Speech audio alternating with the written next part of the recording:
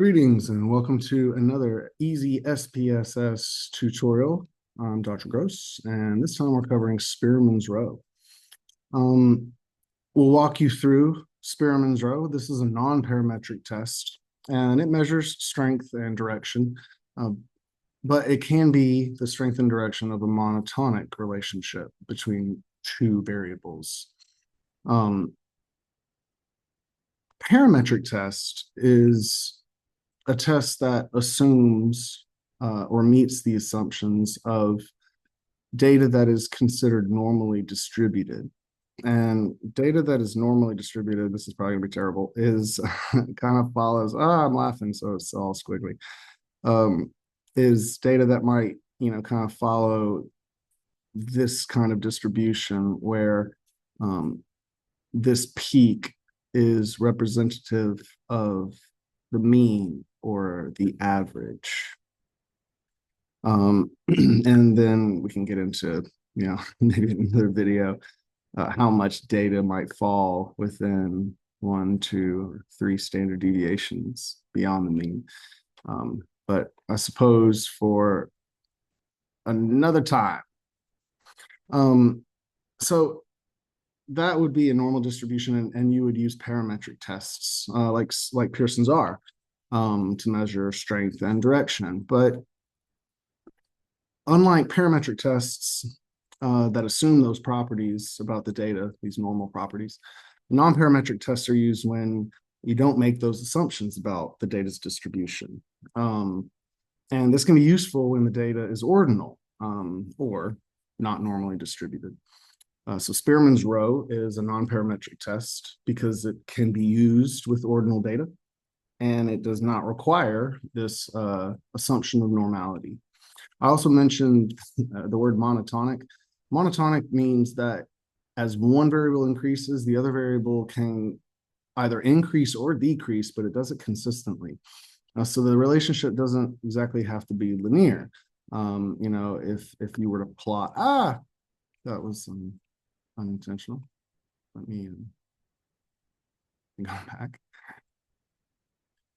If you were to, draw out a quick grid, a monotonic relationship would indicate like as one variable, it's not curving, right? So as long as it's curving consistently, it could be considered curvilinear or monotonic. So as one variable is increasing, the other one's, increasing or decreasing, but it can do so in a curved fashion and not necessarily a straight line. So the relationship doesn't have to be linear. You can follow a curve, but the direction stays the same. That's monotonic. For example, as exercise level increases, diet type might become more balanced or more specific, but not maybe in a straight line kind of fashion. So today we'll analyze ordinal data. And this is categorical, put simply, where the values have a natural order, like first, second, third in a race, but the differences of the values aren't necessarily equal, right? First place could have been 10 minutes ahead of second place, and third place could have been just behind second, or they could have all been, within milliseconds of each other. You don't know, but the rank order does have a natural kind of order: first, second, third, fourth, right? But we don't necessarily know, the magnitude of the difference between the ranks, or I guess among the ranks. So more on ordinal data, it's they have a ranked order, or the data assumes a ranked order, but again, differences don't have to necessarily be equal. So in our case, exercise level, low, moderate, high, natural kind of order, but what's the difference between high amounts of exercise and moderate? How much more is it? We don't know. Same with diet type: low calorie, balanced. What exactly does that mean? How much, different is high calorie than low calorie? We're not sure. But at least we can rank them into these categories that have this natural order to them, right? Low calories inherently or naturally less than a balanced, which is inherently less calorically than a high calorie diet. But we don't know exactly how much. So Spearman's row is good for this, analyzing the relationship between these ordinal variables, because it measures how closely the ranks of the variables match up, right? How closely the categories in this monotonic fashion. Let's get to it. There's a lot of talking. So here's what we're gonna do. I have a data set open already. You would go to the open data, and wherever you saved this from last time is where you would retrieve it. So since I have it open, I'm going to go to Analyze, Correlate, and Bivariate once again. And when this bivariate correlations dialog box opens up, you're going to select diet type.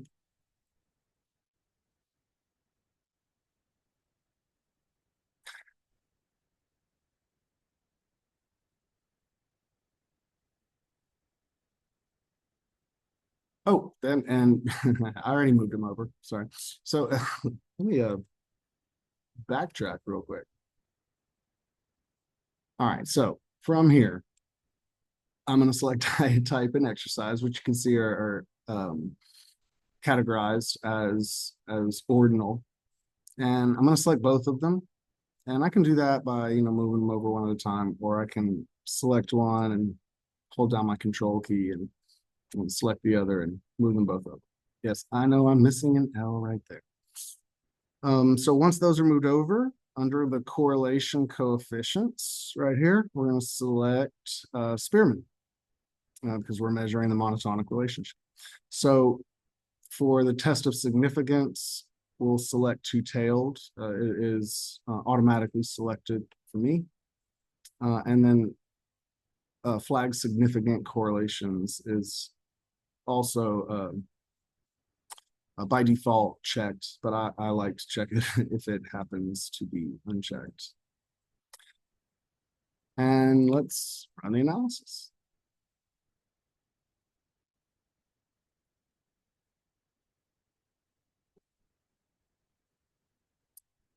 It's that weird line I drew earlier.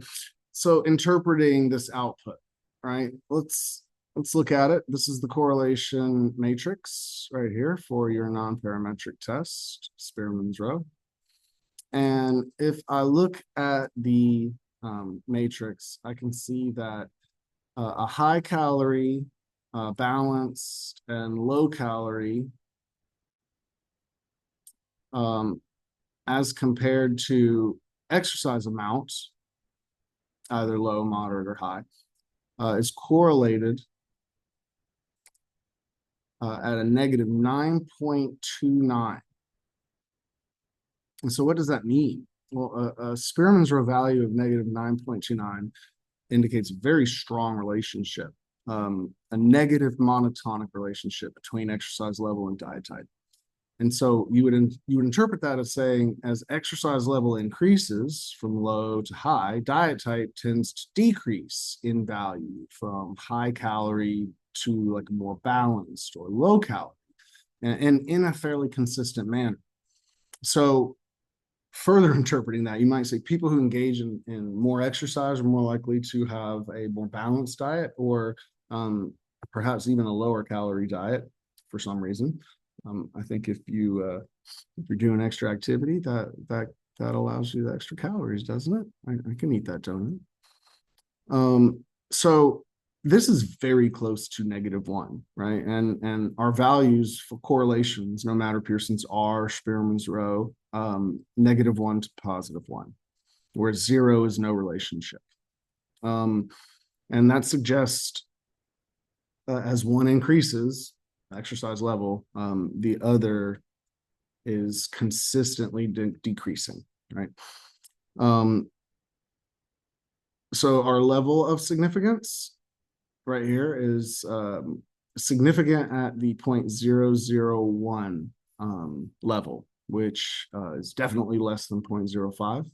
meaning that it is statistically significant.